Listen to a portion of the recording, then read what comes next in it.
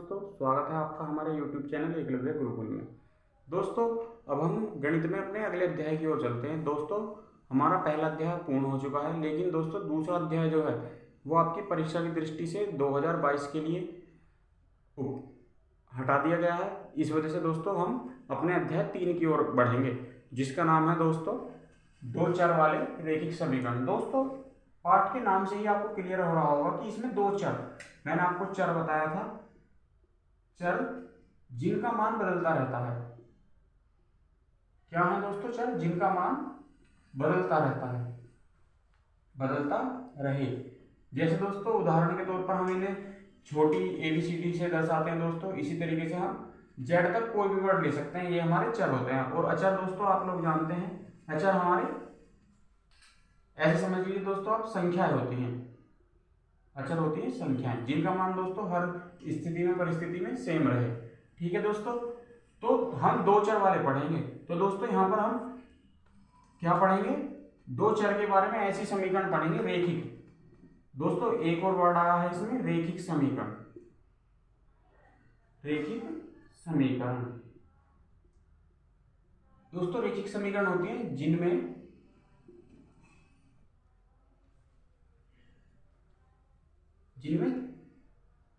चरों की घात एक हो। ठीक है दोस्तों, वो क्या होती हैं? रैखिक समीकरण होती हैं। अब दोस्तों आपने पढ़ा होगा दोस्तों, रेखा, लाइन क्या होती है? रेखा। बिंदु का बिंदुपथ क्या होता है दोस्तों? रेखा होती है। ठीक है दोस्तों, दो बिंदुओं से होकर जाने वाली एक पथ को क्या बोलते हैं दोस्तों? रेखा बोलते हैं। और अगर दोस्तों सिर्फ दो बिंदुओं को मिलाने वाला पथ बोले तो दोस्तों इसे बोलते हैं रेखाखंड। ये फिक्स होगा। और जो दोस्तों फिक्स नहीं होता उसे रेखा बोलते हैं। इसे बोलेंगे दोस्तों रेखा, दो बिंदुओं से गुजरने वाले को। और दो बिंदुओं से बनकर बने हुए रास्ते को क्या बोलते हैं? रेखाखंड। दोस्तों आप ध्यान से देख सकते हैं, यहां पर मैंने तीर का निशान लगाया दोनों ओर। इसका अर्थ है दोस्तों इसकी लंबाई बहुत बड़ी है। यहां पर दोस्तों ये फिक्स है, केवल इतना, इसके ये दो बिंदु हैं, तो ये क्या हो गया दोस्तों? रेखाखंड। अब दोस्तों यहां पर आपको दो तरीके की रेखा पढ़नी है, लाइंस। इंग्लिश में लाइंस बोलते हैं। एक तो दोस्तों पहली होती है इस प्रकार से, ये मान लीजिए दोस्तों लाइन L है, ये मान लीजिए M है, या दोस्तों L1 L2 ही मान लीजिए। तो दोस्तों आप देख रहे होंगे दोनों एक दूसरे को प्रतिच्छेद कर रही हैं। तो दोस्तों जो रेखाएं एक दूसरे को इस प्रकार काट देती हैं उन्हें प्रतिच्छेदी रेखा बोलते हैं। और दोस्तों आपको मैंने बताया भी था, जो रेखाएं जिनके बीच का अंतर समान होता है, या फिर दोस्तों जो रेखाएं कभी भी एक दूसरे को नहीं काटती, या फिर दोस्तों जो रेखाएं अनंत पर एक दूसरे को काटती हैं, वो क्या कहलाती हैं दोस्तों? समांतर रेखाएं कहलाती हैं। अब दोस्तों हम बढ़ते हैं तीसरे की ओर, जो हमारे इस अध्याय के अंदर इस्तेमाल होंगे। दोस्तों अगर ये एक रेखा है और इसी के ऊपर दोस्तों मैंने एक और दूसरी रेखा बना दी, तो दोस्तों आप इन रेखाओं को बोलते हैं समपाती। तो दोस्तों इनके नाम हम लिख लेते हैं। ये तो है दोस्तों प्रतिच्छेदी रेखाएं, ये हैं दोस्तों समांतर रेखाएं, और दोस्तों ये होती हैं समपाती रेखाएं। इस अध्याय में दोस्तों हम समीकरणों को, जो रैखिक समीकरण है दो चर वाले, उन्हें सिर्फ हल करना सीखेंगे। ठीक है दोस्तों, तो दोस्तों हम चलते हैं अपनी पहली प्रश्नावली की ओर। आइए देखते हैं दोस्तों, अब चलते हैं हम अपनी प्रश्नावली 3.1 के पहले प्रश्न की ओर, जिसमें बोला गया है, आफ्ताब अपनी पुत्री से कहता है, 7 वर्ष पूर्व मैं तुमसे 7 गुनी आयु का था और अब से 3 वर्ष बाद तुमसे केवल 3 गुनी आयु का रह जाऊंगा। तो इस स्थिति को दोस्तों एक तो हमें बीजगणितीय रूप से लिखना है और ग्राफीय रूप में व्यक्त भी करना है। तो दोस्तों चलिए चलते हैं हम अपने प्रश्न की ओर। तो दोस्तों हम पहले मानेंगे, माना आफ्ताब की वर्तमान आयु x तथा उसकी पुत्री की वर्तमान आयु y है, तब प्रश्नानुसार। दोस्तों अब प्रश्नानुसार हम प्रश्न के अकॉर्डिंग जो हमें प्रश्न में दिया गया है उसके अकॉर्डिंग अपनी समीकरणें बनाएंगे।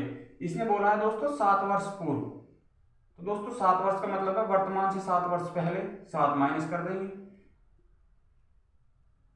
तुमसे मतलब अपनी पुत्री से, उसकी पुत्री की दोस्तों वर्तमान आयु क्या थी y, कितना गुना था दोस्तों 7 गुना। तो दोस्तों एक समीकरण तो ये बनी, इसे हम दोस्तों सरल करके लिखेंगे x माइनस 7 बराबर 7y माइनस 49। अब दोस्तों अचरों को एक तरफ लिख लेंगे और चरों को एक तरफ, तो ये माइनस 49 और प्लस ये माइनस वाला उधर जाएगा प्लस का। अब दोस्तों ये बचा माइनस के 42 और ये x माइनस 7y, इसे मानेंगे दोस्तों समीकरण 1। अब दोस्तों हम दूसरी स्थिति की ओर चलते हैं। दूसरी स्थिति में बोला है 3 वर्ष बाद, अर्थात दोस्तों वर्तमान से 3 वर्ष आगे, 3 वर्ष जोड़ देंगे। दोस्तों पुत्री की भी 3 वर्ष बड़ी हो जाएगी। अब ये दोस्तों इससे 3 गुना है, तो दोस्तों इसे भी हम सरल करते हैं x प्लस वाई बराबर 3y प्लस 9। इसमें भी दोस्तों अचर पदों को एक साइड लिखेंगे और 9 माइनस 3, ये हो गया दोस्तों 6, x माइनस 3y बराबर 6, समीकरण 2। अब दोस्तों ये तो हो गया हमारा निरूपण, और हमें दोस्तों अगर दिखाना हो कि ग्राफीय विधि से कैसे दिखाएंगे, तो दोस्तों उसके लिए हम यहां पर ग्राफ बना लेते हैं। आप लोग दोस्तों भली भांति परिचित होंगे कि ग्राफ में ये कौन सा अक्ष होता है, ये होता है दोस्तों x अक्ष,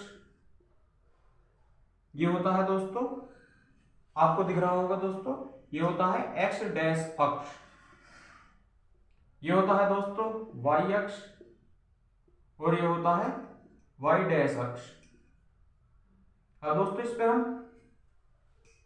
नंबर संख्याएं प्रदर्शित करेंगे। पहले दोस्तों हम इन परिस्थितियों से मान निकाल लेते हैं। हम रखेंगे दोस्तों पहले यहां पे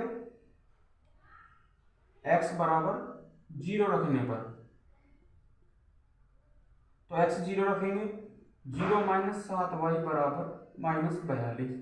तो दोस्तों यहां से y बराबर माइनस 42, और दोस्तों ये माइनस 7 गुना में है तो जाएगा भाग में, माइनस से माइनस प्लस, और 7 6 42।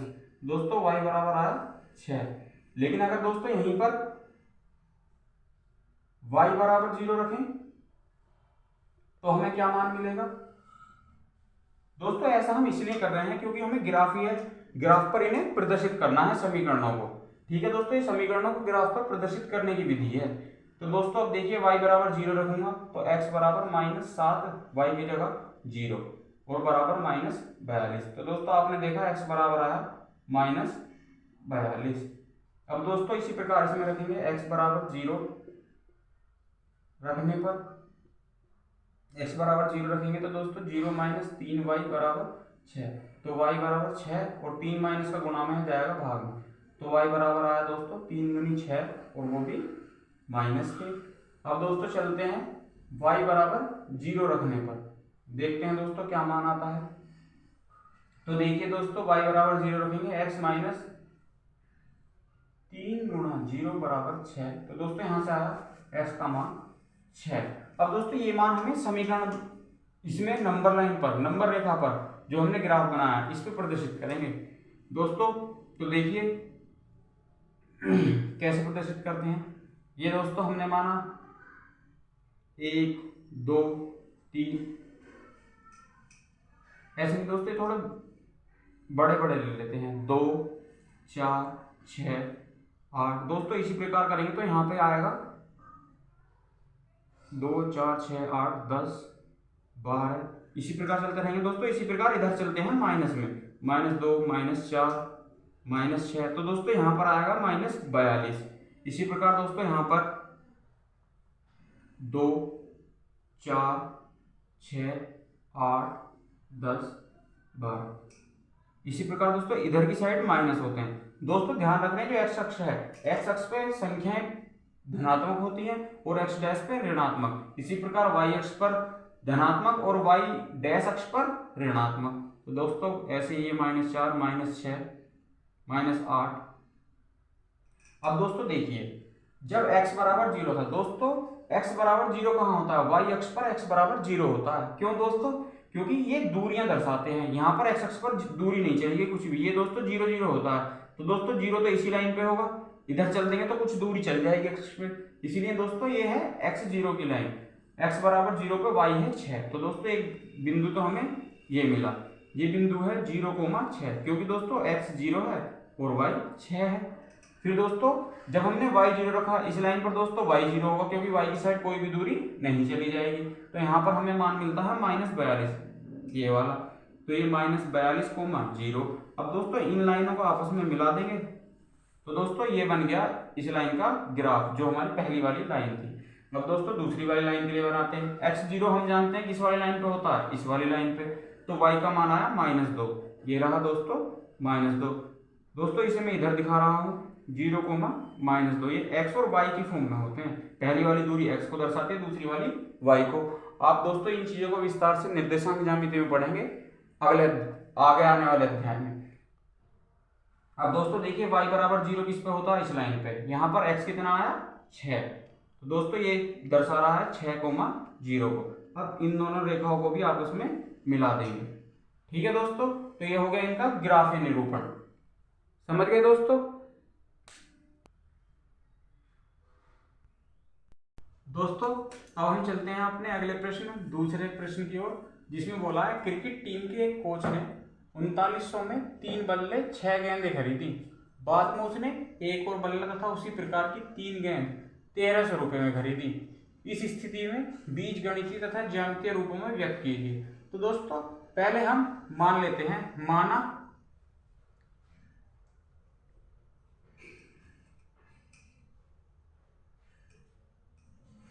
बल्ले बी तथा गेंदे जी हैं, तब प्रश्नानुसार, दोस्तों प्रश्नानुसार अब हम समीकरण बनाएंगे।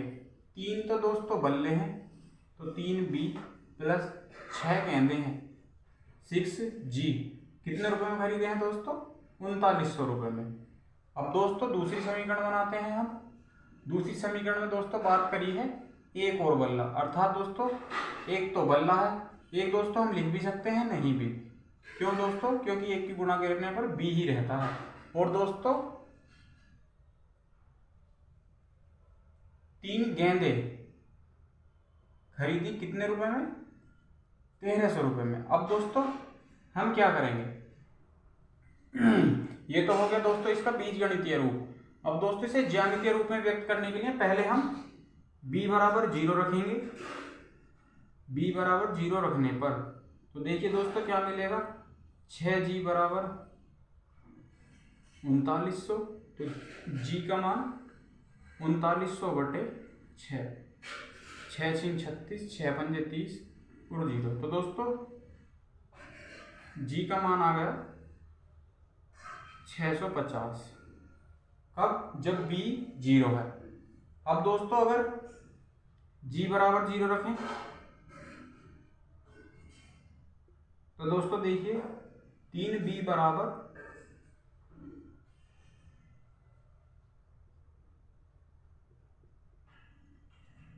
देखिए दोस्तों 3b बराबर क्या आएगा हमारा 3900।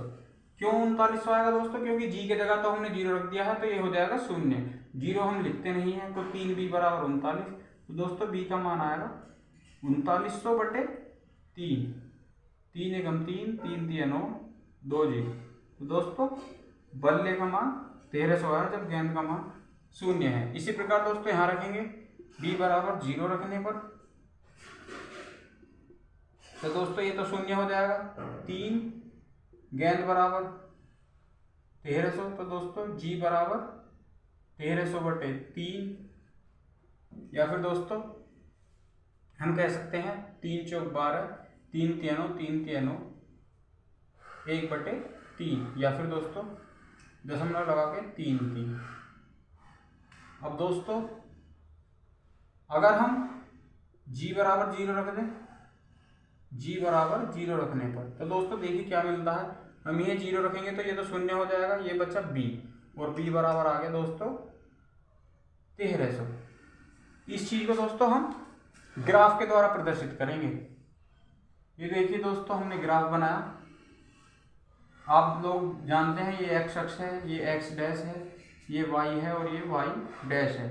तो दोस्तों यहाँ पर आपने देखा सारे मान धनात्मक हैं, तो हम सिर्फ इस वाले अक्ष और इस वाले अक्ष पर ही काम करेंगे। तो दोस्तों देखिए हम कैसे लिखेंगे। ये वाला मान लेते हैं दोस्तों हमारा गेंद को रिप्रेजेंट कर रहा है, और ये वाला बैट को। तो दोस्तों देखिए हम ले लेते हैं दोस्तों, ये 1000 है, ये दोस्तों 1100 है, ये 1200 और ये 1300। इसी प्रकार दोस्तों हम इधर से ले लेते हैं, ये दोस्तों 400 है,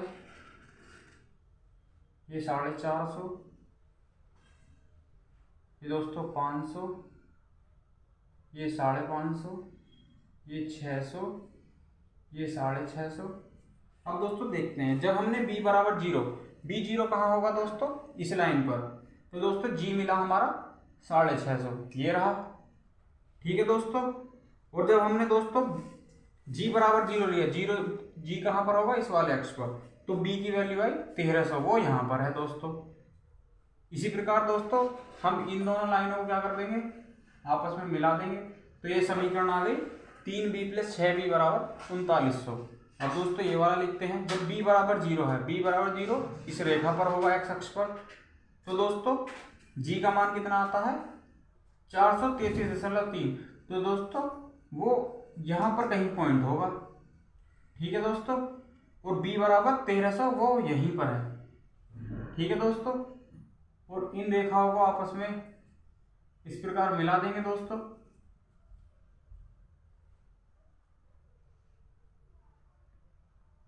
इस प्रकार ये रेखा दोस्तों इसे प्रतिच्छेद करती हुई जाएगी, ठीक है दोस्तों।